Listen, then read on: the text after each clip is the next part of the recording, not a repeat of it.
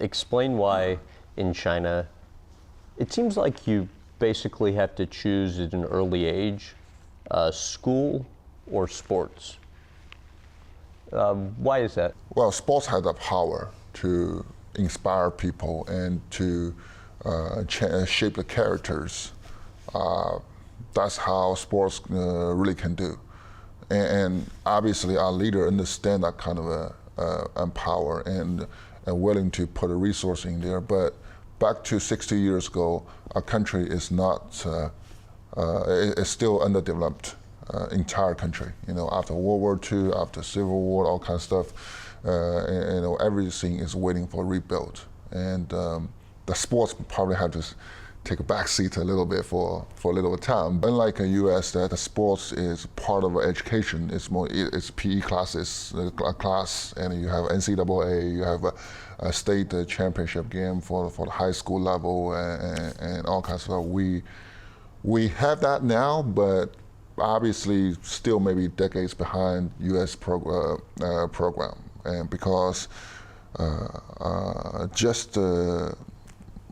because the system is being separated. What would your school and practice schedule entail when you were growing up? I went to the sports first level academy when I was 9 years old. We still study as a normal student from 8 o'clock all the way to 2. And then the difference is we have to participate a 3-hour practice after that, and then homework. And the rest of the kids can do, they still can play sports, but not like a central practice. It's a very random practice, a random play, and you can do your homework and go do whatever. We don't have that kind of a lecture time for it.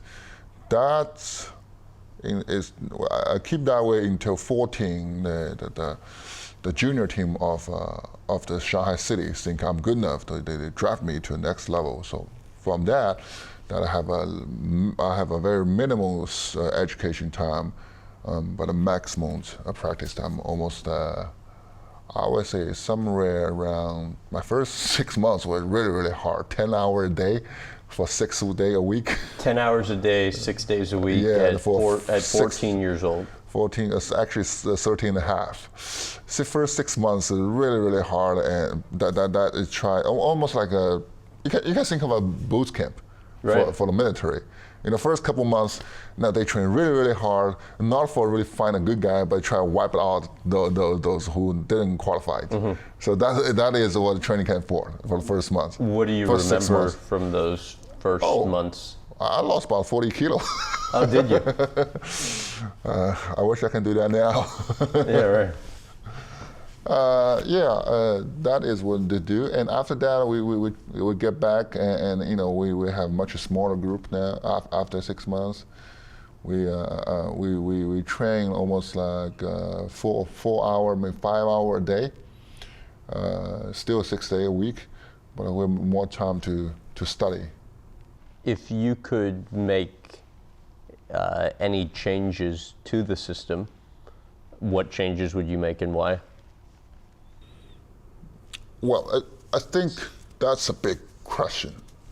It's not just me, and I can tell you that a lot of people think about that. Sure. It's that problem is already put under the microscope to everybody. Well, I ask you though because you've had the benefit of having been in both systems, or having seen. Having gone through the system that you did, and then also having some understanding of what the American system is? The change of this system, I would say, you have to define from sports to sports. But for the basketball, I think, we always say why we cannot find 5 guys on a court or 11 guys on a football, soccer field playing world level among the 1.3 billion people. The answer is because we didn't elect people. We didn't select player from 1.3 billion. We have only 3,000 registered basketball athletes and about 6,000 registered soccer athletes in that system.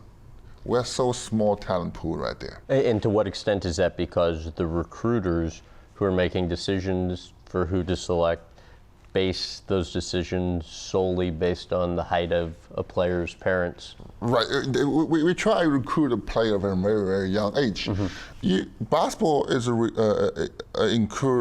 require a couple of talents, right? There's size, of course, speed, strength, mentality, and basketball IQ. But if you really want find a kid into that system at the years of around 10, what you can find from there? Size only. Right.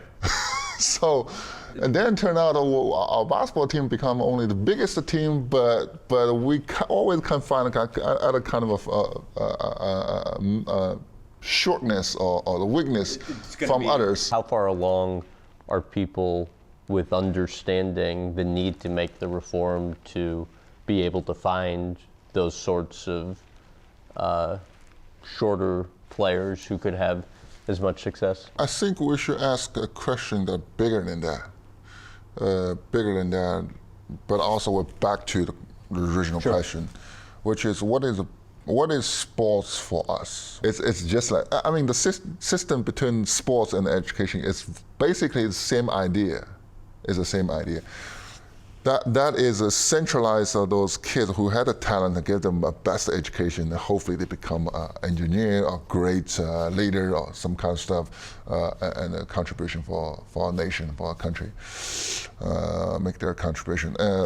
So I think, first of all, sports is, like I said, it's such a great strategy to educate people, to raise the kids, which not only teach them, become a stronger man, faster man, and physically, but also mentally.